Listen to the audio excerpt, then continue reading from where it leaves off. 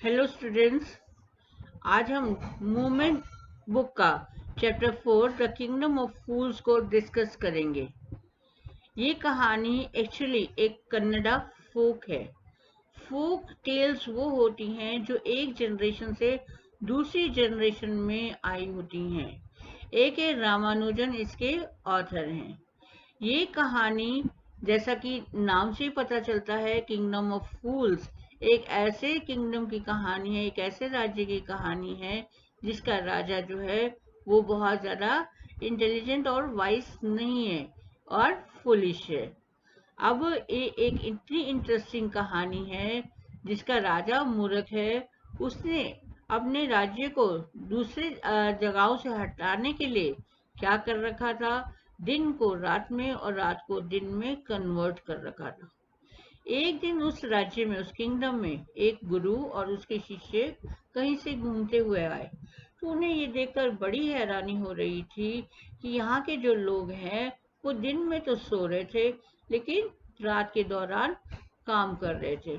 दूसरी हैरानी उन्हें इस बात की होती है कि वहां पर हर चीज वन डूडू में सेल हो रही थी, बिक रही थी।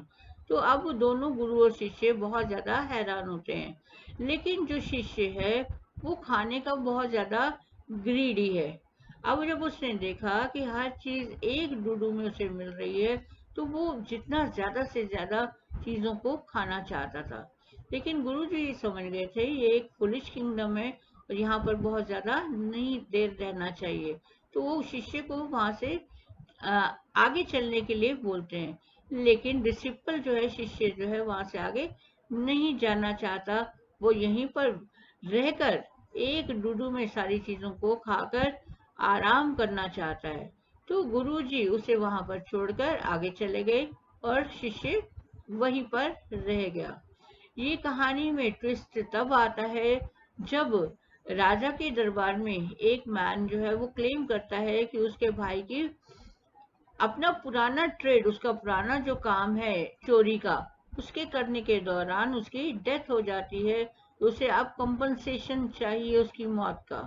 तो राजा जब इंक्वायरी निकालता है तब उसे पता चलता है कि जिस घर में चोरी हुई और वहां पर दीवार गिरी वो एक रिच मर्चेंट का घर था, जहां पर रॉबरी करने के दौरान उस चोर की डेथ हो जाती है।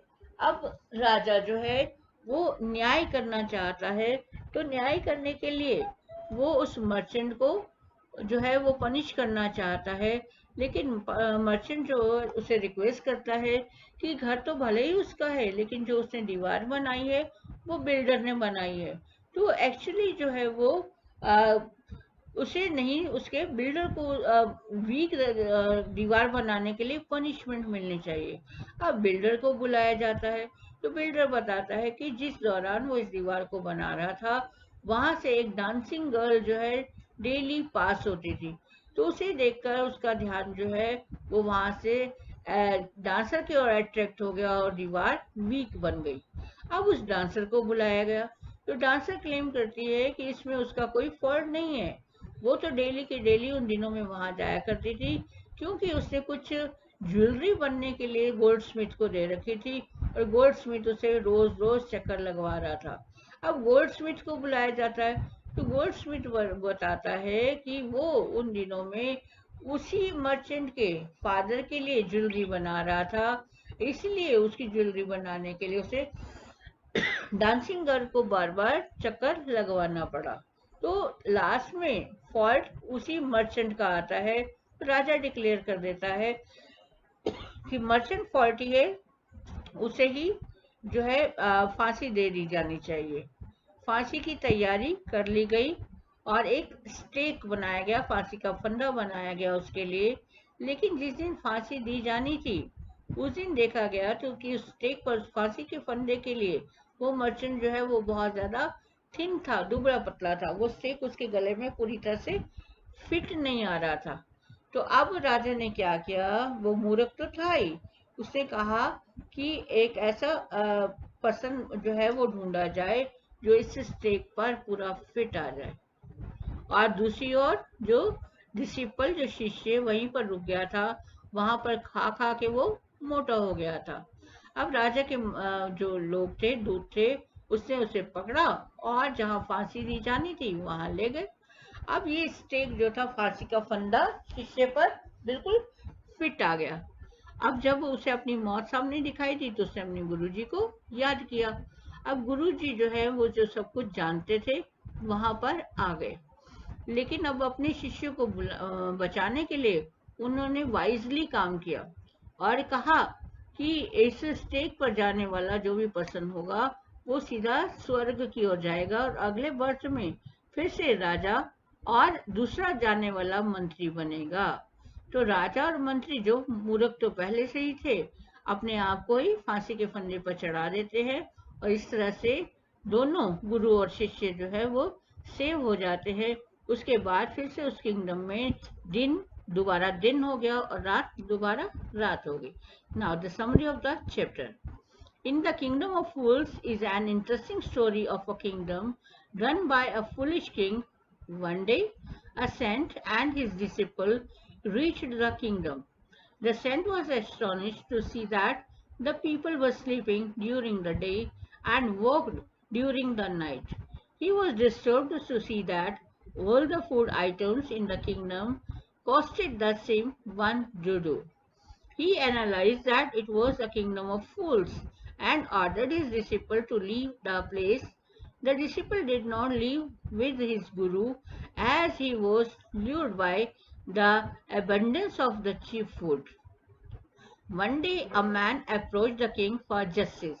He claimed that his brother was committing his ancient trade of theft, and during that the wall of the man's house fell on him and he died. He asked the king to get him compensated. As the king was foolish, he did not analyze that the dead man was a criminal. On the contrary, he tried all the people who were involved in the death of the death of the thief. The rich merchant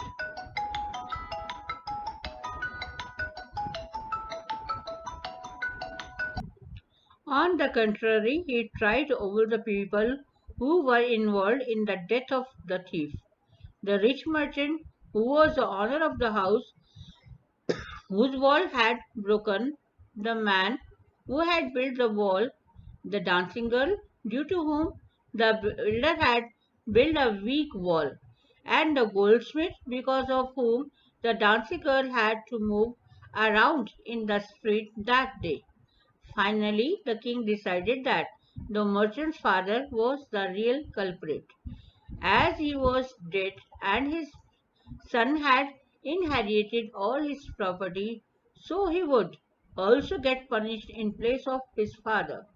Another turn of events takes place when the minister feels that the merchant is too thin to be killed by the stake. The king orders his men to find a fat person who could be punished in place of the merchant. As the disciple had become very fat, the men took him to the king. The innocent man prayed to his guru for help. The guru visualizes that his disciple is in trouble and reaches to save him. He uses his intelligence and wisdom to trap the foolish king. Finally, the king and his minister get themselves killed by the stake in place of the guru and his disciple.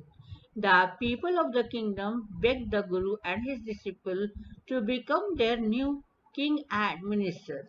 The guru agreed on a condition that the kingdom would function normally like other kingdoms did.